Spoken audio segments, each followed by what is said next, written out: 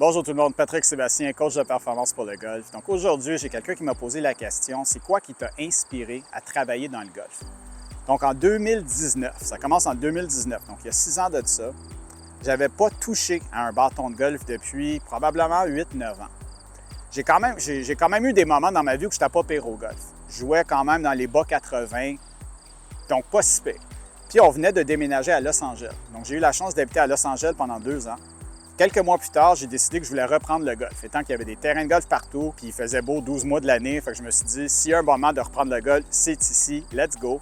Je suis allé sur eBay, je suis allé me commander des vieux bâtons, un vieux set de fer, un vieux driver, 2 vieux bois d'allée, des vieux wedges, puis un vieux putter. En tout et en tout, je pense que ça m'a coûté peut-être 200$.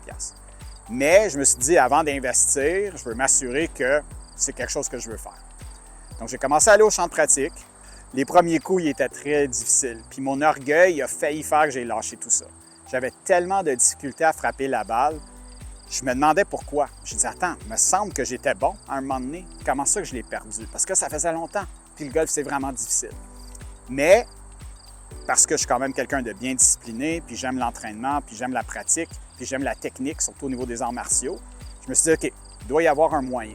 Fait que j'ai commencé à me réenseigner le golf, surtout au niveau technique, pour frapper surtout les fers. Puis là, tranquillement, pas vite, je commençais à m'améliorer. Puis là, à un moment donné, là, je suis capable de frapper des bonnes shots sur le champ de pratique. C'est le temps d'aller tester sur le terrain.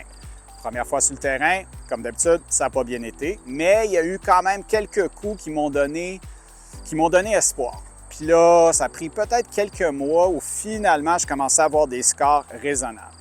Puis, je pratiquais plus souvent, j'allais sur le terrain plus souvent, pratique, parcours. Puis d'un coup, je vois mes scores commencer à baisser.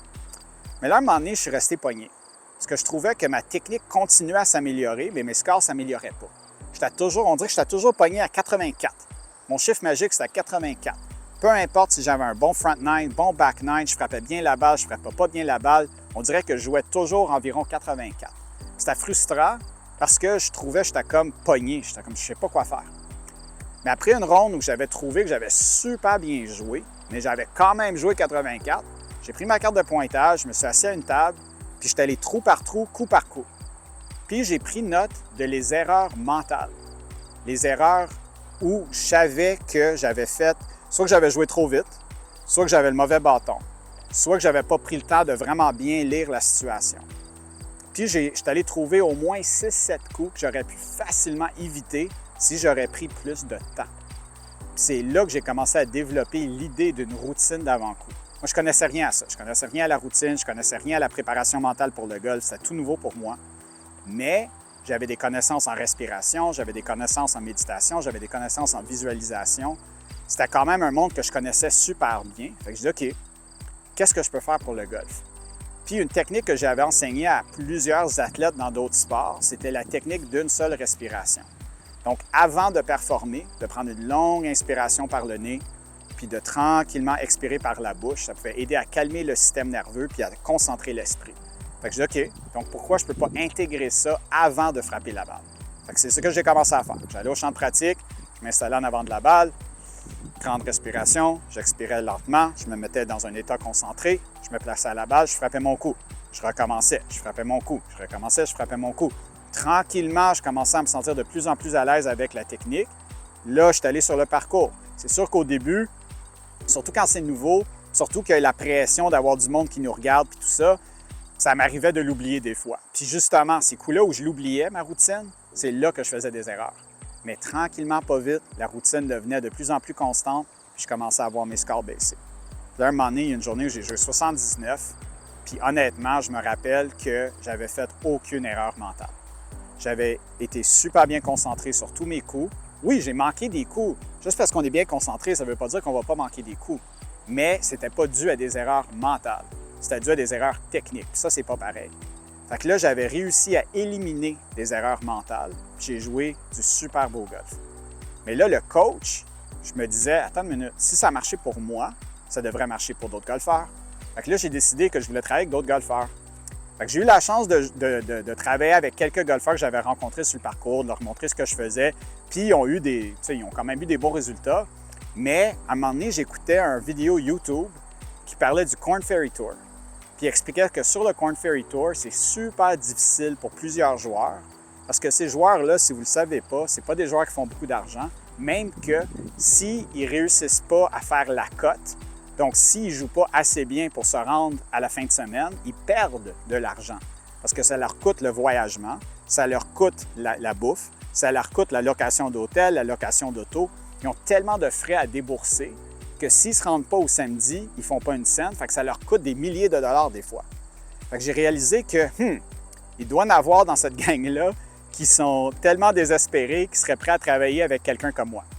Fait que je suis allé sur la liste des joueurs du Korn Ferry Tour, le top 50, puis je suis allé voir que dans le top 50, c'est qui a manqué 2-3 cotes de suite. Je suis allé trouver peut-être une dizaine de joueurs, je suis allé les trouver sur Instagram, je leur ai envoyé un message expliquant qui j'étais, puis ce que je faisais, puis ce que je pourrais leur offrir. Puis sur les 10, il y en a un qui m'a répondu, JT Griffin. Puis lui, ça faisait 4 ou 5 cotes de suite qu'il avait manqué. Puis il m'a répondu peut-être un mois plus tard. Moi, j'avais complètement oublié. Il me répond un mois plus tard, il dit « Hey, je viens de voir ton message, on est mercredi, j'ai un tea time demain à 9h05 dans un tournoi, peux-tu m'aider? » Là, j'ai fait « OK, on va essayer. » Fait qu'on a fait un appel virtuel.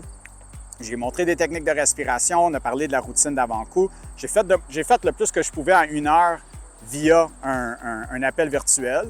Il est allé jouer le lendemain. Ça n'a pas super bien été. Je ne m'attendais pas non plus à des miracles. Mais il a apprécié que c'était différent. Puis il a vu le potentiel de ce qu'on pourrait faire ensemble. Fait que c'est là qu'on a négocié de quoi. Puis finalement, j'ai eu la chance de le coacher pendant quelques mois, jusqu'à la fin de sa saison. À la fin de sa saison, finalement, il a pris sa retraite. Parce qu'il y avait d'autres choses qui se passaient dans sa vie autres que le golf qui l'a comme obligé de prendre sa retraite. Mais j'ai tellement appris de lui. Puis c'est lui la raison que je suis dans le golf aujourd'hui.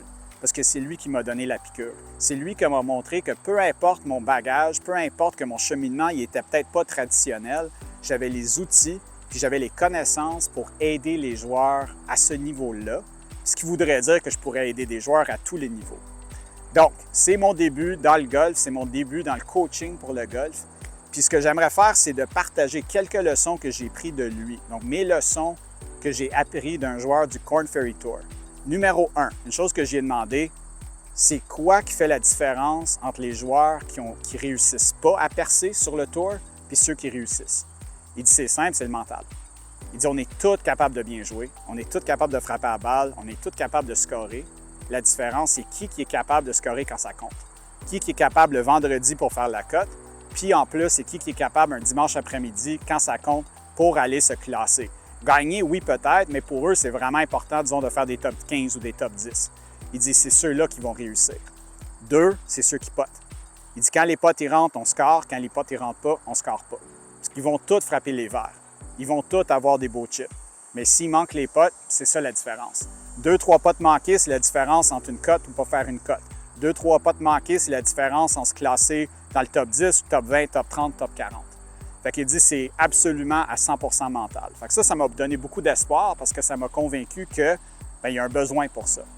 Une autre chose que j'ai posée, puis ça c'était plus une question personnelle pour moi, j'ai en temps de pratique. Puis lui, malheureusement, c'est quelqu'un qui n'avait pas beaucoup de temps à pratiquer. Il voyageait tellement, puis il y avait un enfant à la maison qui voulait qu'il s'occupe, puis il n'avait pas le temps vraiment de pratiquer autant qu'il voulait. Mais j'ai dit, écoute, pour moi, le golfeur amateur, comment est-ce que je peux, côté stratégique, comment est-ce que je devrais diviser ma pratique? Côté putting, short game, puis ce que je fais sur le champ de pratique.